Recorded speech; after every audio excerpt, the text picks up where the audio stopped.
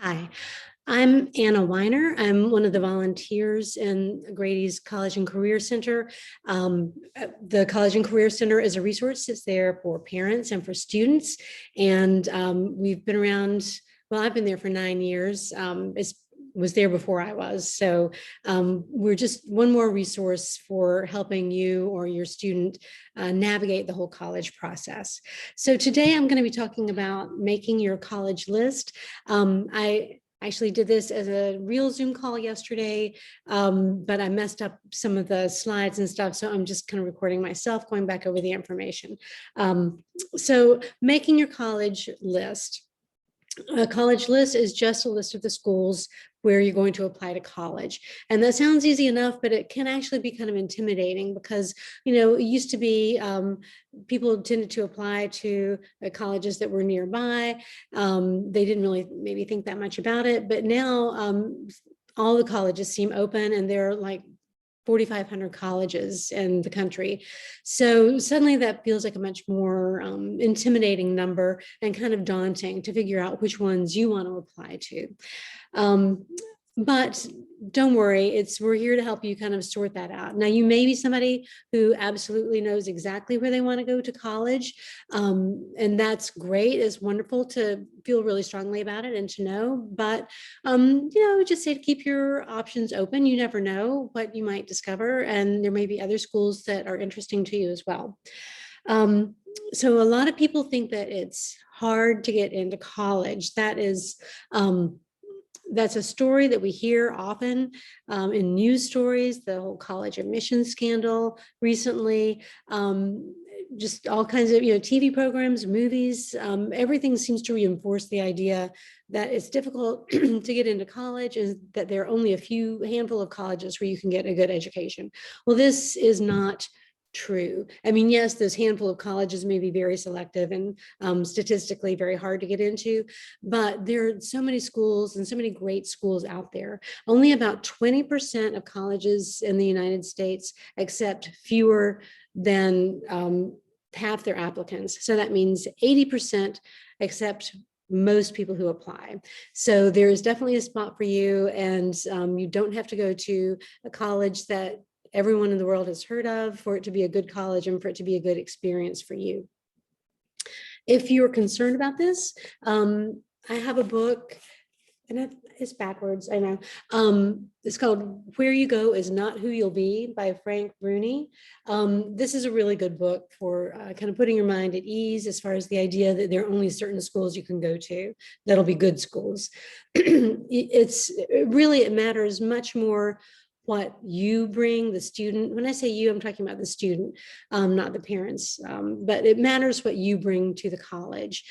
Every school you go to, you'll have great teachers, great classes, great opportunities available to you. It's just a question of taking advantage of them. So somebody can go to Harvard and choose just to kind of stay in their room and not take advantage of what it has to offer, and they're not going to get a great education. But if you take advantage of what a school has for you, any school you go to can be wonderful. So it's really up to you. It's up to the student. I just showed you that one book, and I'm going to be referring to several books and websites throughout this. I'm going to put a link to a handout that has all that information. When I post this on the website, there'll be a link to that handout. So you'll be able to don't worry about writing down all the, the websites and stuff that I refer to, because you'll have a chance to see what they are. I would also say, please don't pay attention to college rankings. They're not very helpful. They reward the prestige of the college more than the experience that someone's going to have there. There's no way a college ranking can know how a school, what kind of a fit is going to be, that school is going to be for any particular student. And we talk about fit a lot. So it's not just about, don't worry about the prestige of the school. You are looking for a school that's going to be just right for you. And that just means that it offers what you need, and without being too concerned about what the name is. So those rankings are really just about prestige. The schools have learned how to kind of game the system and do things that'll help them move up. But none of those things they do are particularly beneficial to the student. So let's see. Also, know that your heart and your mind both have a role to play in this purpose. Like any other big decision you're going to make in your life, there are going to be some objective reasons that it's a good thing and emotional reasons why it's a good thing. So make sure those are kind of aligned. If a school might look perfect for you on paper, it may have all of the things you're looking for in a school, but when you visit the campus, it may just not feel right. And I think that's a really good indication that it's not going to be the right school for you. At the same time, don't get, don't get too invested in a school just because it may have a great location and maybe there's skiing nearby or the beach nearby and you really love that. So that really speaks to you emotionally. But unless you can also articulate some reasons why it's going to be a good choice for you, again, that should be a red flag. So you're looking for kind of a balance there. All right, so I'm going to share a screen and go through my PowerPoint presentation with you. Let's see.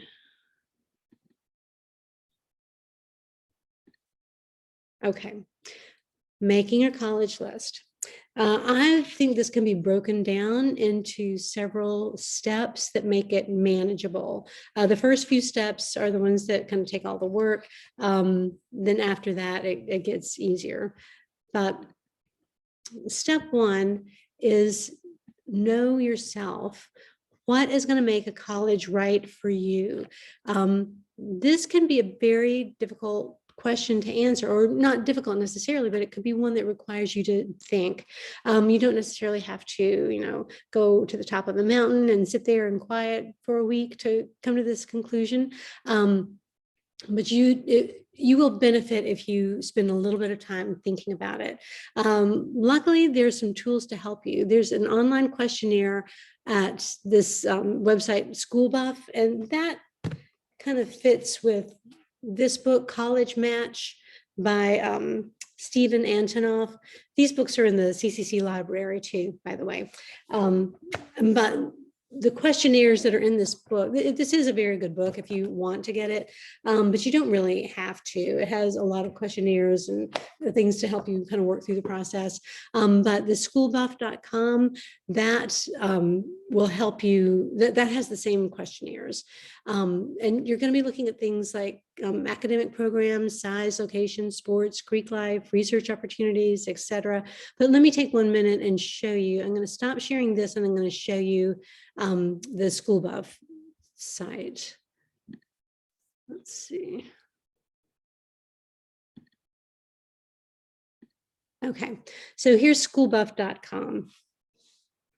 And I think if you take a few minutes, there are 4 quizzes or questionnaires on here. I think it is really, really worthwhile if you take just a few minutes to sit down and work through these. It's not a huge job, but it'll help you think about college, I think, much more clearly. Even if you're a student who knows exactly where you want to go, take these surveys and, just confirm that what you're thinking is right for you actually is right for you. This self-survey for the college bound, this first one has about 80 questions. You rate from strongly agree to disagree. And it's questions like, I enjoy reading, or I think the most important reason to go to college is to get a good job. So you work through these 80 questions and it tells you how to score yourself and then how to evaluate your score. So that, this is not telling you like this is the exact school you have to go to, but it's kind of helping you narrow down the type of school that might be right for you. It really is worth doing. The college planning values assessment, that will help you evaluate what's important to you in a school. The self-knowledge questionnaire will help you really think kind of clearly about like, what your strengths and weaknesses are as a student, what your kind of emotional readiness for college is. But then the fun one is qualities that will make a college right for you. That will help you evaluate things, like I was saying on the last slide, like size. Do you want a large college where you kind of can get lost in the crowd? Do you want a small school where everybody you pass, you wave to and seems familiar? Do you want a school where you're sitting in a huge lecture hall, or one where you can have a one-on-one relationship with some of your professors? So that kind of question. So I'm going to stop sharing this and go back to my PowerPoint. Okay. One of the really important things to consider is what you're interested in academically. Some students don't know what they want to study, what they want to do, when they get out of college, and that's perfectly fine. The reason you're going to college is to figure that out. So it's okay if you don't know. However, if you do know, that can really help you narrow down what you're interested in. If you are interested in aeronautical engineering, Embry-Riddle is going to be at the very top of your list, and there may not be that many other schools on it. If you're interested in psychology or biology, something kind of general, there are many schools you can go to, but some programs are going to require more kind of dedicated type of program. So for example, my son was interested, he was a theater kid, but excuse me, but interested in not so much performance as in the business side of it. So, and he was interested in commercial theater, which means basically Broadway. So he knew that he needed to go to school somewhere in the Northeast so he could be close enough to New York to get there for internships. He knew he needed a college that had a specific program in theater management. And so that's what he was looking for. And there were a few schools that had that. He ended up in Philadelphia. He could get back and forth to New York and for internships, which he did several times. He graduated last year. So anyway, if you aren't sure what you're interested in academically, you may want to give that some thought too, but you don't have to know. But if you do, it can really help you figure out the right school. Some colleges really emphasize sports or Greek life, and that may be super important to you. Research opportunities, most schools are going to have those, in some form. Study abroad, most schools are going to have study abroad, but if you're interested in going somewhere very specific or for some very specific reason, like you want to go to Turkey to do an archaeological dig or something, you might want to look at the specific study abroad programs. So step one, know yourself, figure out what you want from a school, use these questionnaires to think about what kind of school is going to be right for you. All right, step two. Once you know what kind of school you want, it's going to be a lot easier to find that school. So knowing yourself is going to help you narrow things down. But how do you find the schools that fit? Well, there are lots of great college search engines. Again, I have these on the handout that I'm going to make available. I'm going to put a link on the website. But College Express, College Board, Georgia Futures, College Scorecard, College Navigator, CapEx, College Confidential. I mean, there's so many. College Board, for example, that's the same company that does the SAT. They have a nice feature, and really, I think a lot of these have this type of feature where you can put in certain parameters. You're looking for a school of a certain size, a certain location. Location can also be important. You may want to be within driving distance of home, or you may not want to be. Or field of study. So you can put all those into some of these search engines and it will generate a list of schools. If you do that with several and you start seeing the same schools come up, then that really might be a good fit for you. I do want to show you though quickly, College Express. I mentioned the College Match book for helping you find a college. That same writer, Stephen Antonoff, has a book called The College Finder, which I think is a really, really great book. It's just fun because it's just lists of different types of schools. He doesn't rank them, but just all kinds of lists. So strength in aerospace engineering, co-ed colleges with the highest percentage of male students, colleges where students wear flip-flops, and just, all kinds of things, fencing, just any kind of type of college. And it just like lists all the schools that have that type of program or fit in that category. And it's just kind of fun. But the reason I mention that here is because College Express has a lot of those lists. So you don't have to buy this book. Again, I'm going to stop sharing this screen. I'm going to go back to College Express. Now it is asking you here to register. You don't necessarily have to do that. But if you go up here to lists and rankings, click that, and then you can search by categories. So search by the learning environment, and you have green colleges and universities. You can pull up a list of those. You can look at colleges offering unique learning opportunities in January, colleges on a quarter system. This is just a really kind of fun way to look. Let's see. It's the student experience, colleges that get Greek life right, colleges right for the job. This is just a really fun way to look at colleges, and it's has a lot of the same information as this College Finder book. Okay, I'm going to stop sharing this and go back again to my PowerPoint. So all of those websites are good, but you don't have to rely on websites. There's a lot of books in the CCC, and I'm hoping that we're going to be back in the building next year. We have a library. It's kind of a small library, but there are some really, good books in there. One of my favorite books is the Fisk Guide to Colleges. I personally cannot imagine trying to do a college search without this book. It's a thick book, and it's got write-ups on all kinds of different, many different colleges.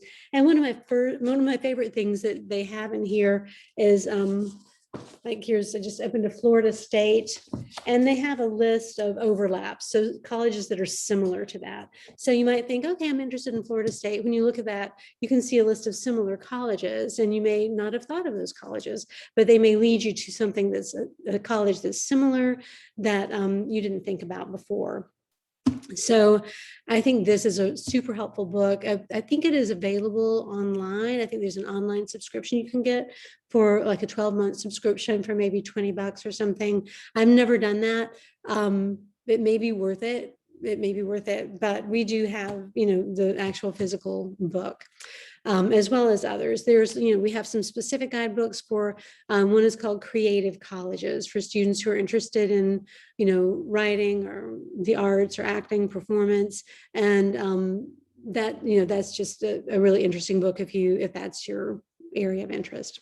So 1, know yourself. 2, find schools that fit your needs. If you have a problem, if any of this is, difficult, and this is the hardest part, we'll be glad to help you in the CCC. Under normal years, there's always someone in there during lunch, really during most of the day.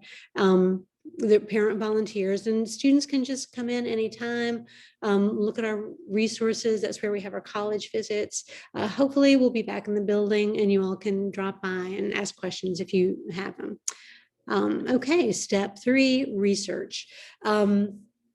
Once you know what schools you're interested in, and your list can be as long as you would like it to be at this point. You don't need to start whittling it down just yet, but you're going to want to do some research. Now, this is going to take some time. This is a great summer project because if you're really interested in a school, it's worth spending some time to really dig in and try to find some information about it. The obvious place to start is the college's website. They're going to have a lot of great information, and obviously they've got information on the front page, but but dig a little bit deeper. If you're interested in a certain program, go to that page in the website. Look at the professors. You can usually find syllabus for classes that you find interesting. So click on that syllabus. What exactly are they studying? What are they reading? What are they learning? So you can really kind of get in the weeds. Look at their alumni magazine, which is usually published on the website. What are the alumni doing? See if there are profiles of current students. There's a ton of information, and it's worth spending a little time looking. Social media is really great, and you all know much more about that than I do, but I know my daughter, who's a senior getting ready to graduate, she would, if she had a question about a college, she would just go on Instagram, contact somebody she didn't know who went to that school, ask them the question. They were always happy to answer. She was looking at DePaul and Chicago and just kind of wondered, well, what's the feeling of the campus life? It seems like such an in-town kind of school. Does it have a campus feeling? So she was just asking, about what that's like. So, and obviously the difference between the social media and the college website, the college is curating all the information on their website. Social media is unfiltered. So you're going to get an unvarnished truth from, just somebody that you reach out to, a current student. There are also virtual and in-person tours. Obviously this year, a lot of tours have been virtual, but colleges have also gotten really good at this too. So on every website, I would say most college websites at this point have a virtual tour component. So, you can click on that and there'll be a little, person that'll kind of walk you around the campus, into the highlights. So that's a really good way to get a sense of whether it's a school you want to go visit in person. Hopefully college visits will become easier for people now that, maybe we're getting kind of through the worst of all this. Sorry, there's a leaf blower outside. Hope that's not a problem. Anyway, in-person tours are obviously the best. You don't have to have an in-person tour before you apply to a college, though. If you don't have time to visit all the schools you're interested in before you apply, go ahead and apply. And if you're admitted to that school, you can visit in the spring. That's, what we did. I'm sure what everybody had to do this year. College visits, got canceled. So my daughter ended up, we made a trip in March to look at some schools she'd gotten into before she made her final decision. College visits in the CCC. So when I say college visits in the CCC, I mean that the rep from the college comes into the CCC. We usually have about 150 colleges whose reps come by every year. Obviously, this past year, they were all virtual. I don't know what it's going to be like next year. I'm assuming that there may be a mix of actual college reps coming in and virtual visits. I think there are some advantages to both, but obviously it's nice to see people in person. There's just more flexibility if it's a Zoom thing.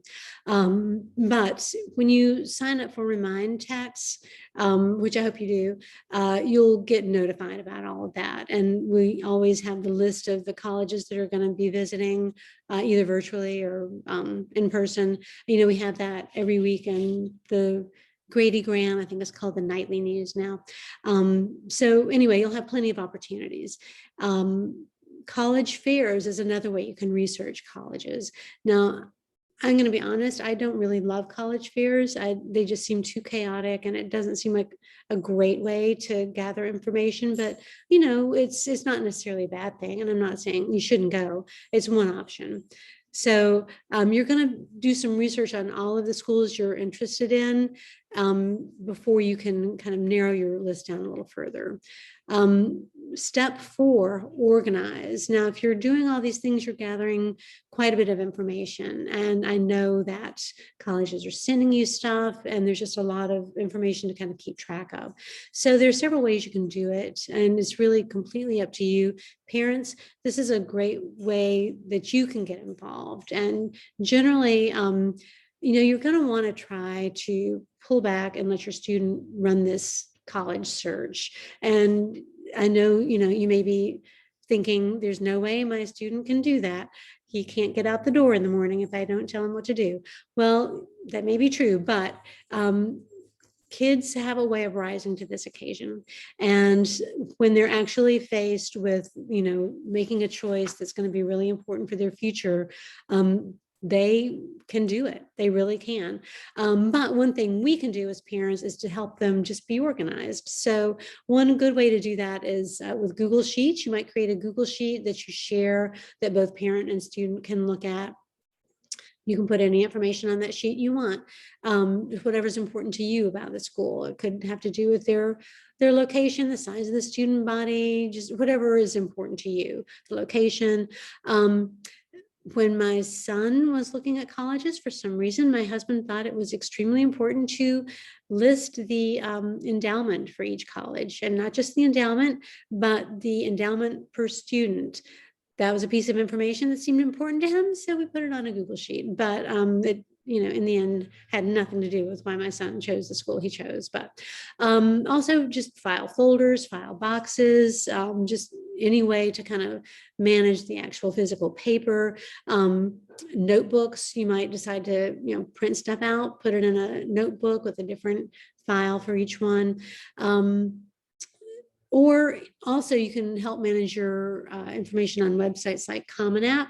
If you were at the session a couple of days ago when we talked about applying to college, Common App is a great website, and you're going to more than likely be using that to apply to colleges.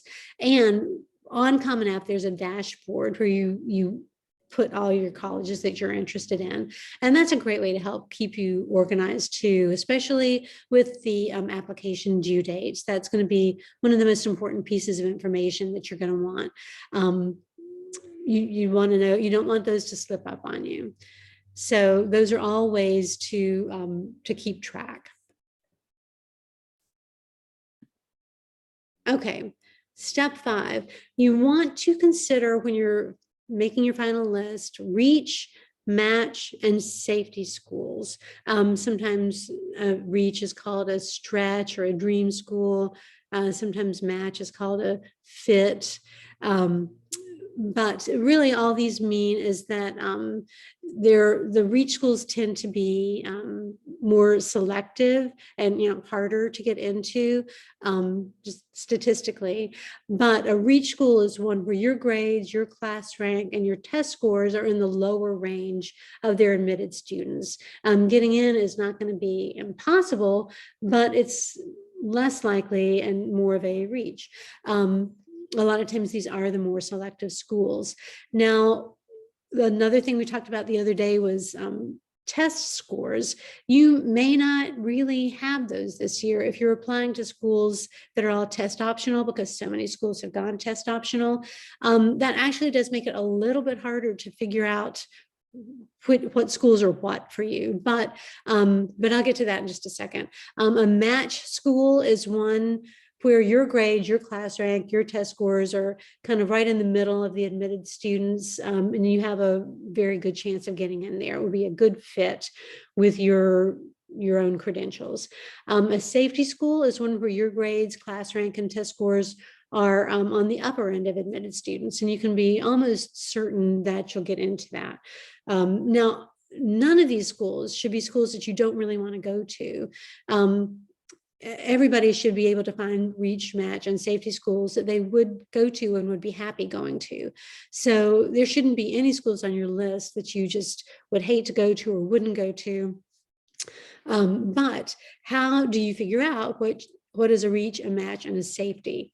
Well, another thing we talked about the other day was getting your transcript through parchment.com.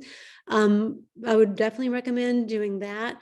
When you sign up, when you register for Parchment, you'll be able to get a transcript for yourself, and you'll be able to see exactly what I think it does tell you your class rank on there. And your grades obviously are on that. But another really good thing that Parchment does is it will tell you your chances of getting into any school. So if you say, I want to send my grades to, Georgia Tech, and it'll tell you, your chance of getting in. It does better at that if you fill in more of the profile information. So the more you tell Parchment about yourself, the more accurate it'll be. So, if you tell Parchment that you want to apply to a certain school and it tells you that you have an 80% chance of getting in, then that's going to be a match or a safety school. You're going to be pretty confident that you're going to be able to get into that school. If you tell them you want to get into a school and it says that you have a 10% chance of getting in, that's a reach for sure. But that'll definitely give you a sense of where your application is going to kind of fall within the range of their admitted students. And there is another way you can tell also. Again, I'm going to stop sharing this and I'm going to share. Let's see. Yeah. So this is the College Board website. And I just pulled up Berry College. You can, search for any college you want to. I put this one in, and when you click on it, on the side here, you see this tab that says applying. So you click on that applying, and then you scroll down a little bit and you see that it's somewhat selective, 71% of applicants admitted. Well, that sounds like a pretty good range, really. Then you're going to look at, you click on academics and GPA. It tells you the high school coursework requirements, but I think any Grady student will have any of those. But a little bit further down, this is where it gets interesting. High school class rank. So this is the class ranks of incoming freshmen. And you see that 32% of their incoming freshmen were in the top 10th of their class, 61 were in the top quarter, 87% were in the top half of their class. So if you're in the top 10th of your class, you can feel pretty good about getting in. If you're in the top half, you probably still have a pretty good shot at getting in.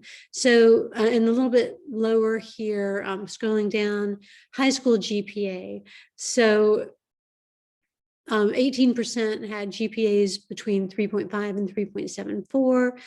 This just kind of tells you, just gives you a little bit of information about their incoming freshman class and helps you figure out where you fall relative to that.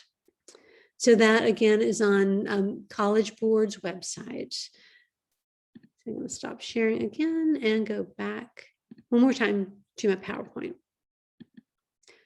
So reach, match, and safety, you do want to give that some consideration. So a balanced list is going to have, some of each. Step 6, narrow your list. So you want to aim to apply to 3 to 9 schools. 1 or 2 seems like maybe not quite enough, but if you're getting much more than 9, that's just more than you need. It's just kind of a waste of effort at that point, because you're going to have to narrow your list at some point. You can only enroll in 1 college. So there's really no point in applying to 15, 20 schools. That doesn't kind of increase your odds. If you've chosen schools that are right for you, then you have a very good chance of getting into all of them, or most of them that you apply to. So, try to narrow it down, really think about, would I be happy going to all of these schools? If there are any that you wouldn't be happy on, they really shouldn't be on your list. So 3 to 9 schools is kind of in the end what you want. That list also, it can change all during fall semester. I remember a student several years ago who she had never heard of Middlebury, but came in for their college visit, just kind of fell in love with it and ended up going there. So, things might happen. You may become aware of schools that you hadn't known about. So your list can change. But, in the end, that is going to be a good size, a good balanced list. Step 7 is just apply. That's the easy part. Once you've got your college list and you know where you're going to apply, then kind of walking through that application process that we talked about the other day, that's just kind of mechanics at that point. To me, I think getting a good, strong college list is really key. But since this is not actually live with other people, I don't think there are any questions, but please, contact us in the CCC anytime. Email me at cccsahelp@gmail.com. And please join us next week. We'll have sessions on writing your essay, just kind of an overview, and also financial aid terms that you need to know. Thank you so much for being here, and we look forward to working with parents and students this coming year. Thank you.